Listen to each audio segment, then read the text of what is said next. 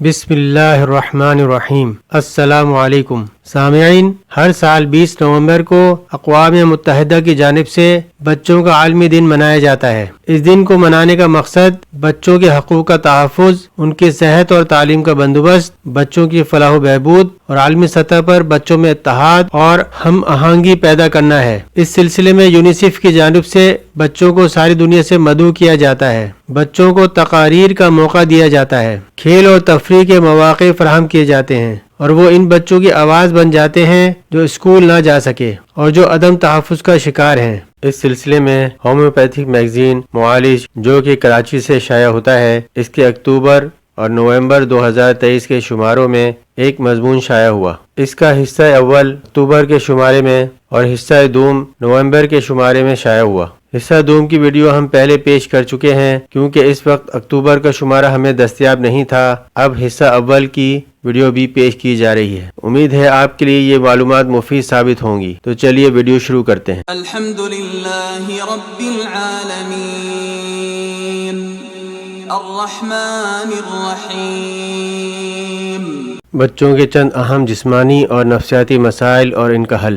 یہ ایک مسلمہ حقیقت ہے کہ بچے ہر قوم کا مستقبل ہوتے ہیں، اور یہ بھی ایک حقیقت ہے کہ زیادہ تر ترقی پذیر ممالک میں پیدا کرنے پر تو زور ہے، لیکن بچوں کی پیدائش کے پہلے دن سے ان کے مستقبل کے سنوارنے کے لیے سوچا نہیں جاتا ہے، اور جو چند ذمہ دار والدین اس بارے میں سوچتے ہیں تو ان کی سوچ مربوط منصوبہ بندی سے خالی ہوتی ہے۔ تدبیر منصوبہ بندی سے عمل کرنا ضروری ہے، مگر اللہ تعالیٰ کی حکمت سے نتائج جو بھی نکلے اس پر صابر و شاکر رہنا بھی لازم ہے۔ پاکستان میں بہت سی انجمنیں غیر مربوط انداز میں درجے بالا موضوع کی طرف والدین کو معلومات فراہم کرنے کے لیے دن مناتی رہتی ہیں، اس لیے تاکہ والدین سوچیں اور بچی کی پیدائش کے پہلے ہی دن سے اس کے مستقبل کو بہتر بنانے کے لیے نہ صرف مربوط انداز میں منصوبہ بندی شروع کر دیں، بلکہ عملی طور پر بھی اس کے لیے تواتر سے انفرادی اور اجتماعی طور پر اقدام کرتے رہیں، تاکہ بچے بالغ ہو کر نجی اور قومی املاک کو نقصان نہ پہنچائیں اور نہ تخریب کاروں کے ہتھے چڑھیں۔ والدین بچوں کو روحانی، جسمانی اور ذہنی طور پر تندرست رکھنے کے سلسلے میں ان انجمنوں سے مزید مدد لے سکتے اور اپنی ضرورت کے مطابق ان کی پیش کردہ معلومات سے استفادہ کر سکتے ہیں۔ بقیہ ویڈیو دیکھنے سے پہلے چینل کو سبسکرائب کریں، اس سے ہماری حوصلہ افزائی ہوتی ہے اور کام کا جذبہ پیدا ہوتا ہے۔ اس کے ساتھ بغل میں موجود بیل آئیکن کو کلک کریں تاکہ ہماری ہر نئی آنے والی ویڈیو کا نوٹیفیکیشن آپ کو ملتا رہے۔ ویڈیو پسند آئے تو لائک کریں اور شیئر کریں۔ ایک درخواست مزید ہے کہ آپ اپنے کمنٹ سے بھی ہمیں مستفید فرمائیں تاکہ ہم اپنی ویڈیوز کو بہتر سے بہتر بنا سکیں۔ بچوں کی تربیت کے لیے گھروں میں اخلاقی تربیت کے علاوہ ان کی ذہنی اور جسمانی صحت کا خیال رکھنا بھی ضروری ہے۔ اس کے بہت سے پہلو ہیں جن کے بارے میں درج ذیل اجمالی طور پر معلومات پیش کی گئی ہیں۔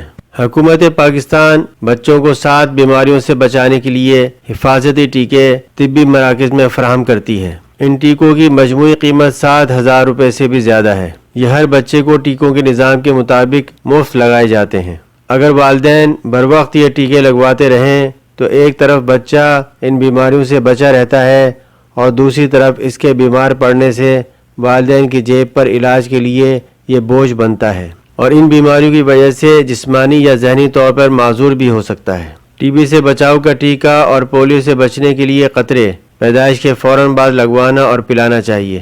پھر بچے کی عمر کے 6، 10 اور 14 ہفتے اسے تپ دق، خرناق، کالی کھانسی، خسرہ، ٹیٹنس، ہیپاٹائٹس سے بچنے کے ٹیکے اور پولیو سے بچنے کے قطرے پلائے جاتے ہیں۔ ان کے علاوہ دیگر بیماریوں سے بچنے کے ٹیکے بھی ہوتے ہیں جو کہ والدین اپنے طور پر لگوا کر اپنے بچوں کو بہت سی بیماریوں کے لگنے سے تحفظ دلوا سکتے ہیں اور انہیں معذور ہونے سے بچا سکتے ہیں۔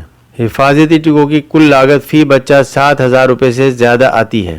اگر پرائیویٹ طور پر حفاظتی ٹیکے لگوائیں تو اس کی لاگت 50,000 سے تجاوز کر جاتی ہے۔ ایک اور مسئلہ بچوں کی کمر کو شروع عمر سے ہی ٹیڑھے پن سے بچانے کا ہے۔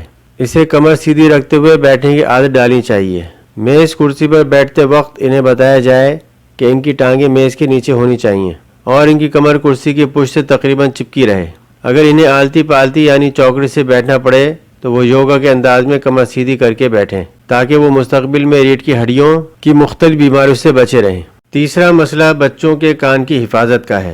بچوں کے کان میں درد بڑوں کے تناسب سے کئی گنا زیادہ ہوتا ہے۔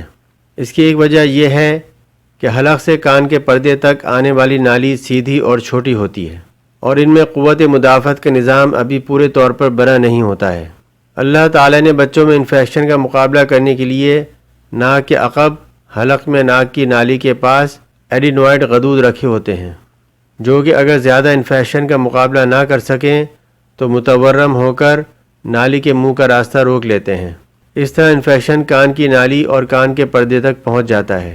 یہاں جو خون کے سفید خلیے بیماریوں کے جراثیم کے خلاف لڑتے ہوئے مر جاتے ہیں، وہ وہاں پیپ بنانے کا سبب بنتے ہیں۔ گاڑی پیپ کے پریشر سے درد بڑھتا ہے اور علاج سے لاپرواہی کے نتیجے میں کان کا پردہ پھٹ جاتا ہے اور اس سے پیپ باہر بہنا شروع ہو جاتی ہے۔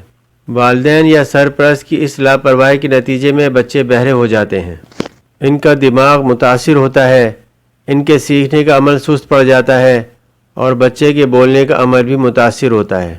چھوٹے بچوں میں یہ کیسے علم ہو کہ بچے کے کان میں تکلیف ہے، اس بات کو جاننے کے لیے مندرجہ ذیل باتوں کو نوٹ کرنا ضروری ہے۔ اول، بچے کا چڑچڑا ہو جانا۔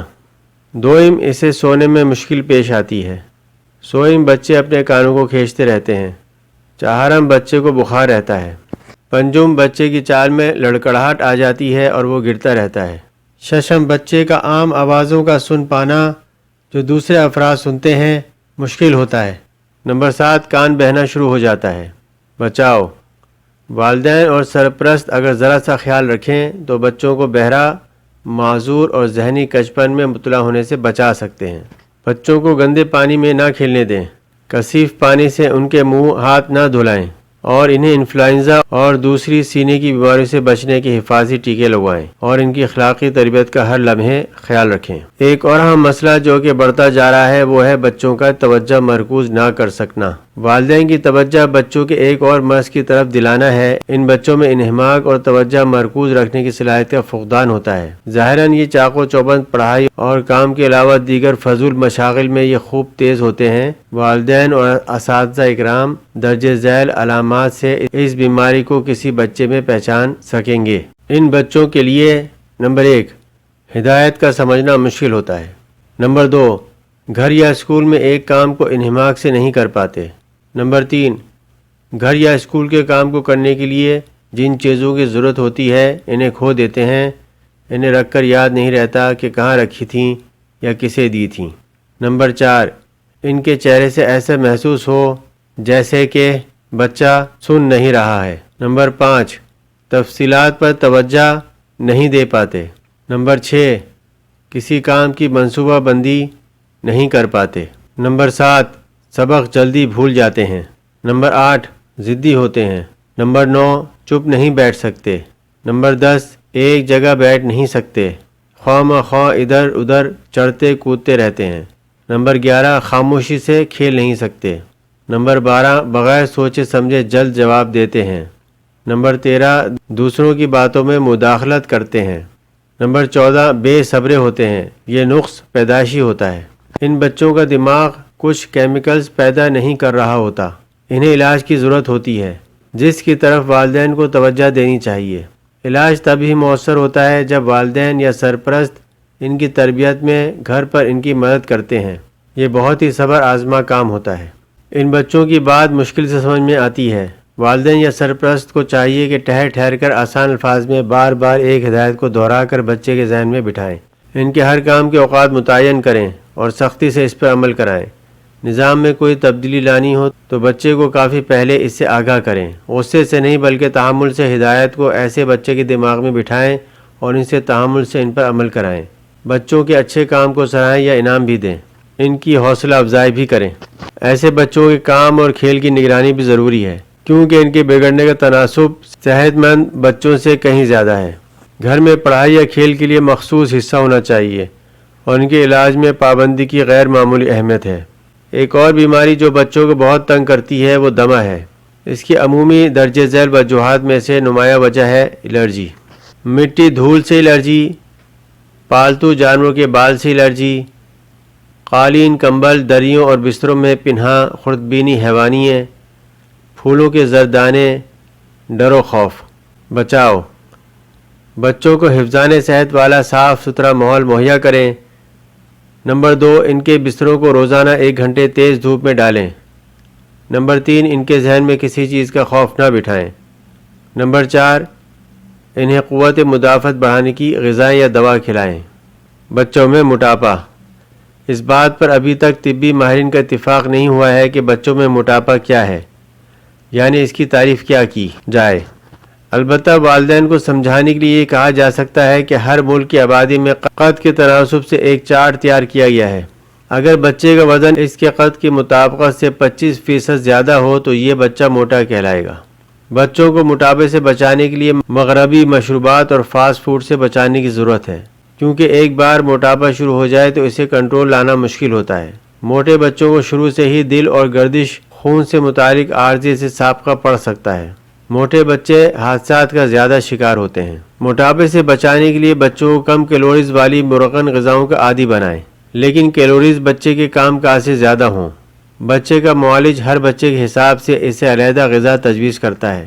انہیں روزانہ 7 گھنٹے سے زیادہ کمپیوٹر، انٹرنیٹ اور ٹی وی کے سامنے نہ بیٹھنے دیں. ناشتے میں ثابت اناج سے بنا دلیا یا کوئی اور ڈش کھلائیں. کھانوں کے وقفے کے دوران کوئی چیز کھانے کی عادت نہ ڈالیں. اللہ ربی والاسلام دینی ومحمدا رسول اللہ ویقینی ادنو الیہ ساجدا بجبینی اقبل صلاتي